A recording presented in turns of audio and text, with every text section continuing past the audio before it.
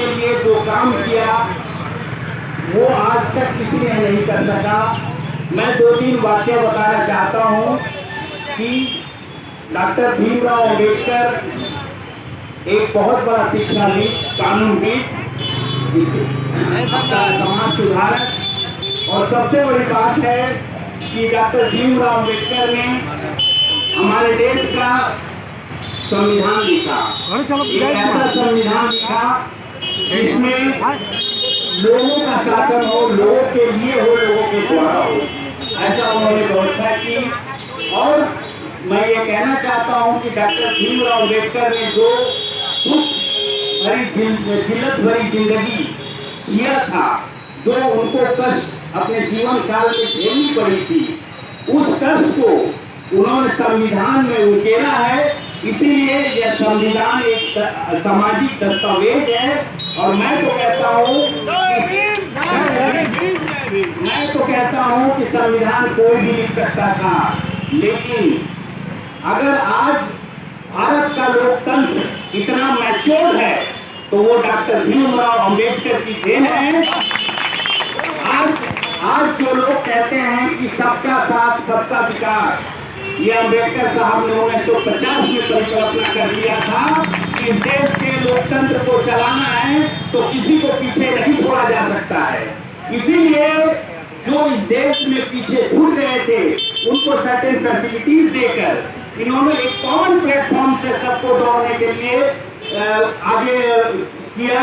इसका मतलब जो भी इन्होंने फैसिलिटी दिया, ये वक्त की डिमांड थी।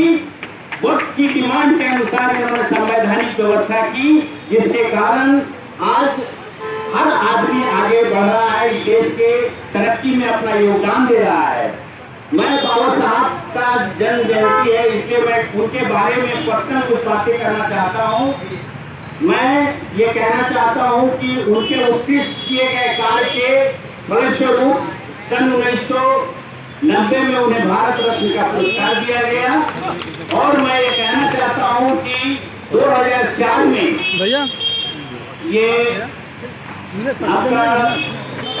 कोलंबिया यूनिवर्सिटी ने 100 महान लोगों का एक लिस्ट बनाया था पूरे वर्ल्ड के, और उस 100 महान लोगों में आपको सुन के आश्चर्य होगा कि डॉक्टर भीमराव अंबेडकर का नाम प्रथम स्थान पर था। मैं एक दूसरा वाक्य बताना चाहता हूँ कि ऑक्सफोर्ड यूनिवर्सिटी ने एक नेकर ऑफ यूनिवर्स का ग्लोबल सर्वे कराया और उसमें ये पाया कि लास्ट 10,000 बरस में, लास्ट 10,000 बरस का मतलब होता है 100 सदी।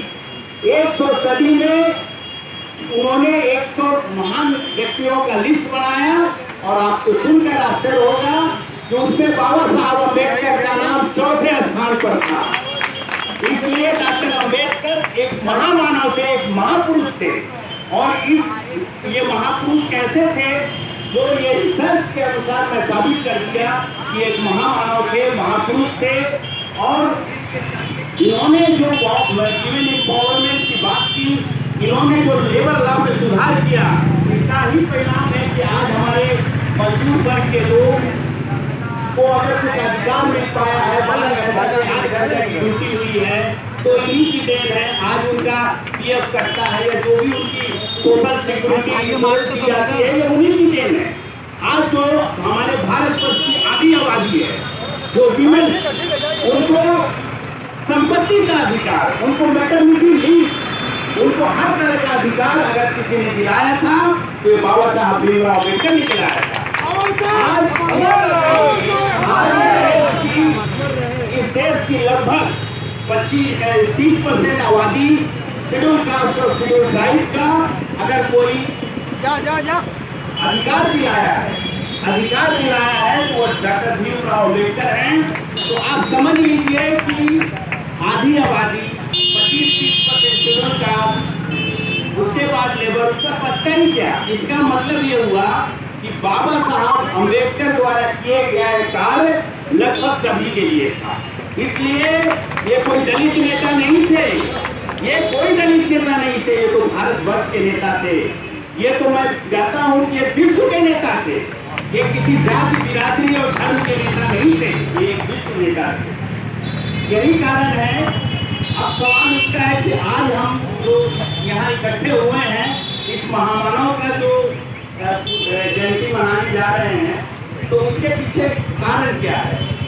मैं इससे पहले भी एक सभा में पूछा था कि भाई इनकी जन्म जयंती क्यों मनाई जाती है, क्यों इनकी मूर्ति स्थापित की जाती है।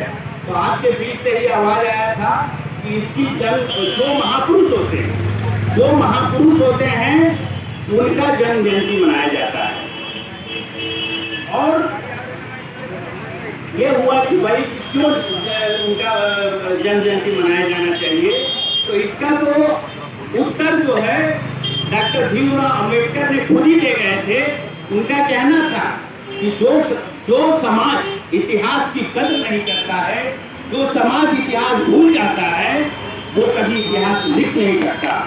इसलिए मैं कहता हूँ कि बाबा साहब एक महान व्यक्तित्व ही नहीं, बाबा साहब एक महान नेता ही नहीं, बाबा साहब एक समाज सुधारक ही नहीं, बाबा साहब एक विचारधारा है। एक विचारधारा है जिसको आगे बढ़ानी है, जिससे आपका भला होगा, आपके बच्चों का भला होगा, पूरा देश का भला होगा, पूरा विश्व का भला होगा। इनकी जो विचारें हैं, इनकी जो सामाजिक विचार हैं, इनकी जो अर्थशास्त्र के विचार है, ये काफी बहुत ही मैच्योर विचार है।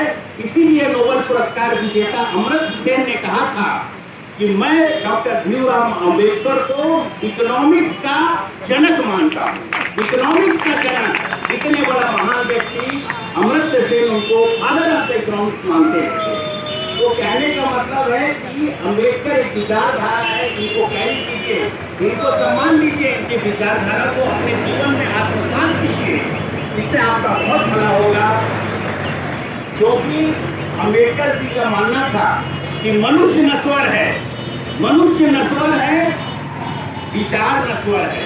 अगर विचारों को प्रोपोगेट ना किया जाए, इसे आगे ना बढ़ाया जाए, तो ये वैसे ही मर जाता है जैसे पौधे में पानी ना दिया जाए तो पौधा मुरझा जाता है और अंत में मर जाता है। इसलिए अम्बेडकर को याद करते रहिए, इनके विचारों को आगे बढ़ाते रहिए। इसी में हम सबों का भलाई है, पूरे देश की भलाई है, क्योंकि इनका विचार अमूल्यवान है। मैं एक बार फिर आयोजकों को बधाई देते हुए और इस सभा में उपस्थित जो भी भाई बहन अपना कीमती समय निकाल कर आए, मैं उनका शुक्रगुजार हूँ कि उन्होंने ध्यानपूर्वक मेरी बातों को समझा। धन्यवाद। इसके बाद